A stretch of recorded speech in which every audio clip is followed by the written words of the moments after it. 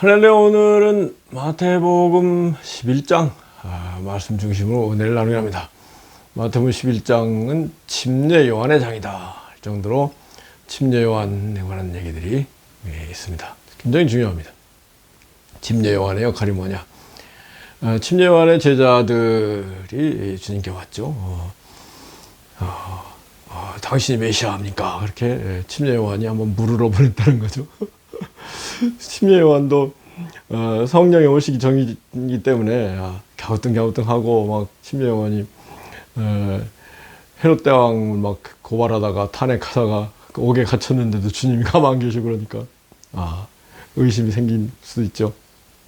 그랬을 때 침례 요한을 사람들이 좋은 옷을 입은 귀한 그런 사람으로 생각하고 있느냐? 그렇지 않다. 그런 사람들은 왕궁에 있지만 침례 요한은 선지자 중에 선지자다. 최후의 선지자이면서 최고의 선지자다. 주님 뭐라고 하셨어요? 여인이 낳은 사람 가운데 침례 요한보다 더 큰 사람이 일어남이 없도다. 유대인들은 모세가 제일 크다고 하는 거예요. 아브라함이 더 크다고, 다윗이 크다고 하죠. 예수님의 길을 예비하는, 예수님을 위해서 전령사 역할을 하는 침례 요한이야말로 가장 큰 사람이다. 그러고 보니까 엘리야의 심령을 갖고 침례 요한이 왔다. 그런 얘기를 이제 11장에 또 하잖아요. 그러니까 침례 요한이 여인이 낳은 사람 가운데 침례 요한보다 더 큰 사람이 일어나면 없다. 이것도 굉장히 중요해요. 그죠? 그럴진데, 우리가 침례 요한이 한 말씀이 그렇게 많진 않지만은, 굉장히 중요하잖아요. 침례 요한이 예수님 세상 죄를 지고 하나님 어린 양이다. 나는 물로 침례를 주지만, 예수님은 성령과 불로 세례를 주실 것이다. 좋은 열매 맺지 않는 나무, 나쁜 열매 나간 나무 찍혀 불에 던질 것이다. 도끼가 이미 나무 뿌리에 얹었으니, 나쁜 열매는 나쁜 맛 찍혀 불에 던질 것이다. 손에 키를 들고 타작마당을 정케한 뒤에 알고 온 곳간에 쭉정이는 꺼지 않는 불에 던질 것이다. 이런 말씀 이제 침례 요한 때부터 이제 종말이 온 거예요. 예수님 오시고 종말이 온 거예요. 그러니까 종말을 준비하는 종말론, 에스카톨로지, 거기를 잘 우리가 생각하며 살아야 되는데, 그게 참 기복적으로 땅에서 모세 율법을 잘 지켜가지고 복을 받아야지 이런 구약적이고 유대교적인 그런 신앙이 너무 많아요. 여튼 여인이 낳은 사람 가운데 가장 큰 사람 침례 요한이다. 그러면서 그렇지만은 천국에 속한 사람은 지극히 작은 자라도 저보다 크다.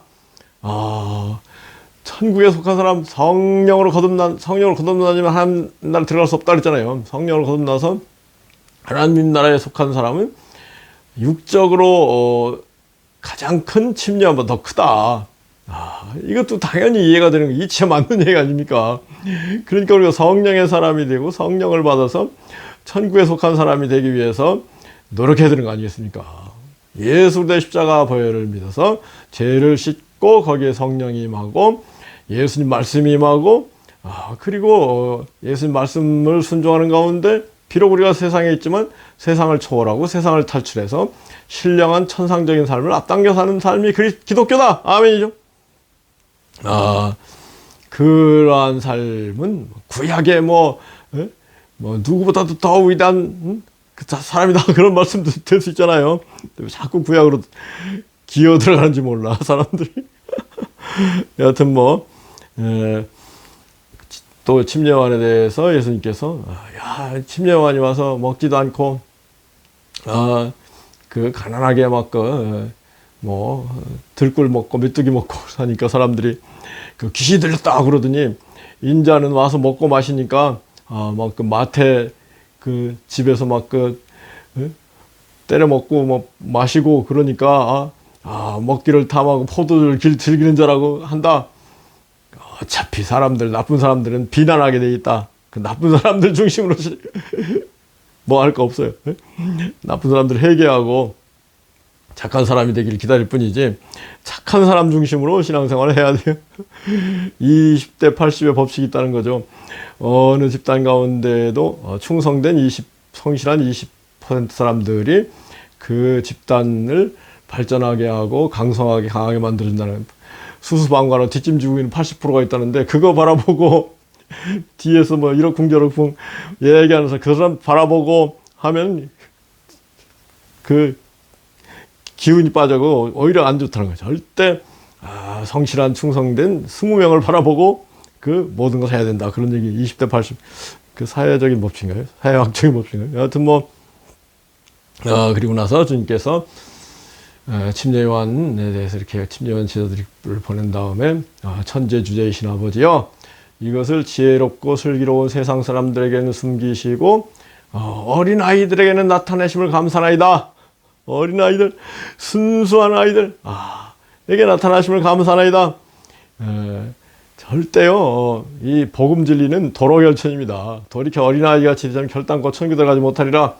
어린이같이 자기를 낮춘 자 천국 큰 자니라. 어린이를 영접하는 사람은 주님을 영접하는 사람이다. 어영주영 어나천큰.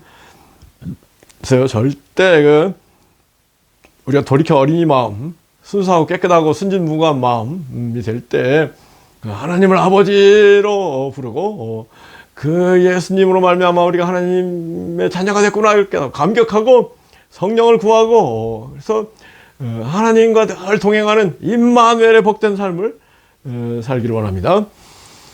누가 그런 임마누엘 복된 삶을 살아요?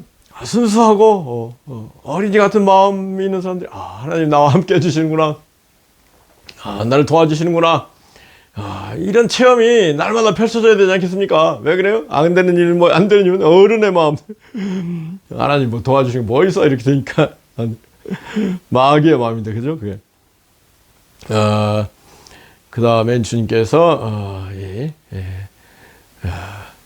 마태복음 11장, 수고하고 무거운 짐진 자들아, 다 내게로 오라. 내가 너희를 쉬게 하리라. 이 세상 사람들 다 수고하고 무거운 짐진 사람, 이 세상 사람들 다 내게로 오라, 그런 말씀 아니겠습니까? 내가 너희를 쉬게 하리라. 주님께 나와서 쉼과 평안을 누리고 가장 귀하고 복된 삶을 살 때 쉼과 평안이 있는 것입니다. 이렇게 상대적 가난, 상대적 박탈감 이런 거에 살면 피곤해요, 그죠? 그런데 예수님을 믿고 내가 가장 귀하고 복된, 가장 영광스럽고 행복한 삶을 살게 됐구나. 그때부터 이제 자유와 해방이, 쉼과 평안이 주어지는 거 아니겠습니까? 아멘이죠? 그런데 그렇게 되기 위해서 어떻게 해야 된다고 했어요?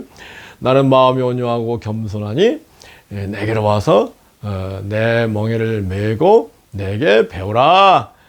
내 멍에를 메고, 예수님 말씀이 우리가 마땅히 매야 될 멍에 아니겠습니까? 그거를 자꾸 막 싫다고 하니까 마귀가 와서 슬그머니 차지해버린단 말이에요. 그리하면 너희 마음 쉼과 평안을 얻으리니 내 멍에는 쉽고 내 짐은 가벼움이라. My yoke is easy, my burden is light. 아멘이죠. 그런데 이제 처음에 예수님 말씀을 마음에 새기고 순종하고 실천하는 일이 처음에는 잘 이해도 안 되고 실천하기엔 더 어렵고 그런 문제일 수 있는데, 자꾸 훈련하다 보면요, practice make perfect라고 자꾸 훈련하면은 예수님 말씀처럼 좋은 게 없고 예수님 말씀 따라 사는 것보다 좋은 일이 없다.